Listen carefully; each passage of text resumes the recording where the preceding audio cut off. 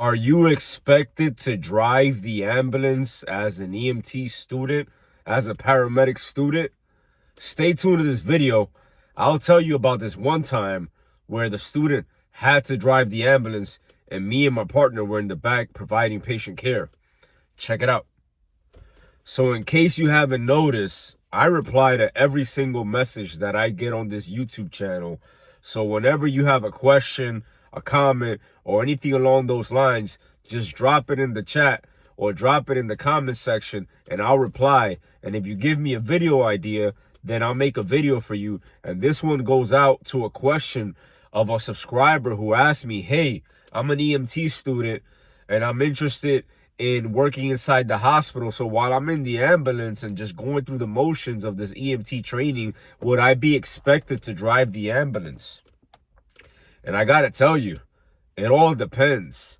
Because working on the ambulance, it's a very dynamic job. You may just be getting breakfast in the morning, drinking your coffee, and then next thing you know, you get sent to a mass casualty incident where it's all hands on deck and you have no idea what's about to happen because, like I said, everything's dynamic. And this one dynamic summer afternoon, we get called to this area where there's a lot of other first responders, and one of them is in the locker room and happened to be in cardiac arrest or unconscious. That's how the call came over, and it's me, my partner, and the student in the back. We're driving, we're racing. It's camaraderie in the area. It's a busy area. There's a lot of danger that is faced by first responders. So we happen to stick together because we're like the infantry of medicine, and our backup is the other first responders.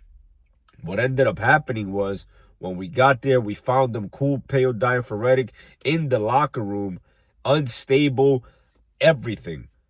We rushed him to the hospital. He was not suffering from any trauma, but we treated it like a trauma job. And what does that mean? There's no staying and playing. What does that mean? You get up and go immediately.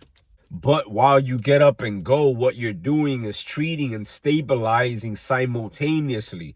So you're packing the patient up and you're taking him to the hospital while simultaneously putting them on oxygen, while starting the IV and delegating responsibilities to expedite the process. So I had the other first responders, his co-workers, carrying our bags, helping with the door. They even did a freaking caravan / transport and shut down every single street on the way from the location where we were to the nearest hospital because we wanted no obstructions like red lights or dumbass double parked cars. It was like something straight out of the movies. When we found him, he was cool, pale, diaphoretic. We put him on the stretcher. There was no response. We did the 12 lead. We gave him sugars. He had a low sugar. Then next thing you know, when we pull up to the hospital, it was kind of surreal. It reminded me of the time when my brother died, and there was like a caravan, a brigade. I forgot what the name for it is, but basically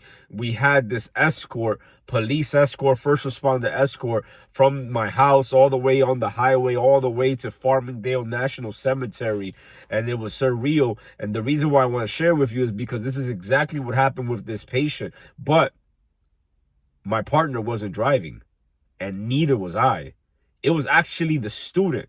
Like, things were so hectic that I needed my partner to be in the back. We needed backup. Like, this is the life of a human being's in our hands. It's very, very important.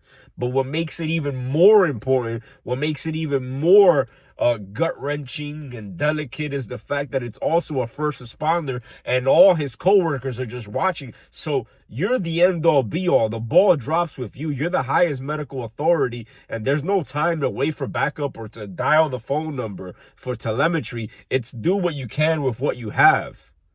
And we had an option. Either let the student drive or let the police officers or firefighter drive. And the biggest mistake you can do is let the other first responders, like the police officer or firefighter, drive, because they're not too used to driving one of theirs or driving a really sick person to the hospital. They may do it once or twice, but they're not used to it. So instead of having someone who was potentially emotionally unstable, we had Big John drive the ambulance. John happened to be the paramedic student on the shift, and he drove the ambulance from the location of the incident all the way to the hospital with no problem. Of course, he was already an EMT, and of course, he had the traffic opened up and everything was a lot easier for him because of what I mentioned before. But that goes to tell you that for students, EMT students, paramedic students, are you expected to drive? The answer is no. You're there to learn and do nothing else. You're barely able to do any patient lifting because of the fact that you're not insured or something along those lines. But you're there. And if for some reason an emergency strikes, you will be expected or at least asked to perform. Because remember, to get a job as an EMT, you need to have the certification and also your driver's license. So with this particular assignment, John happened to be my partner when I was doing interfacility transports. So I already trusted the way he drove. But if it would have been another student, then that student would have been liable to be asked to drive, and he would have had to drive. Now, if it was just me and my partner, then I would have stayed in the back with the patient by myself, or I would have been driving and my patient would have been in the back by himself. But we wanted to do what was best for the patient. The stress was very, very high on that job, and we wanted to give him the best that we could with the little bit of time that we had. And what we had to do is make an executive decision and have the student drive the ambulance to the hospital. And what would my employer have said about that time? That was Transcare Ambulance, by the way. They probably would not have been too happy to find out that a student that's unemployed by the company is driving the ambulance. But at the end of the day, who cares?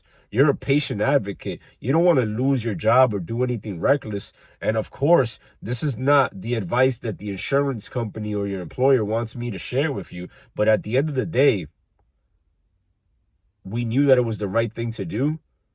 And it turned out to be the best decision we could have made in that particular time with those circumstances.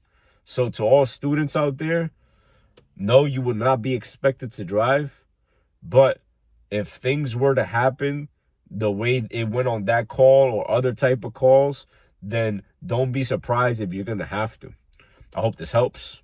If you have any other suggestions, any other questions, any videos you wanted me to share light on, feel free to comment down below and I'll make a video just for you, just like this one. I hope this helps. Peace.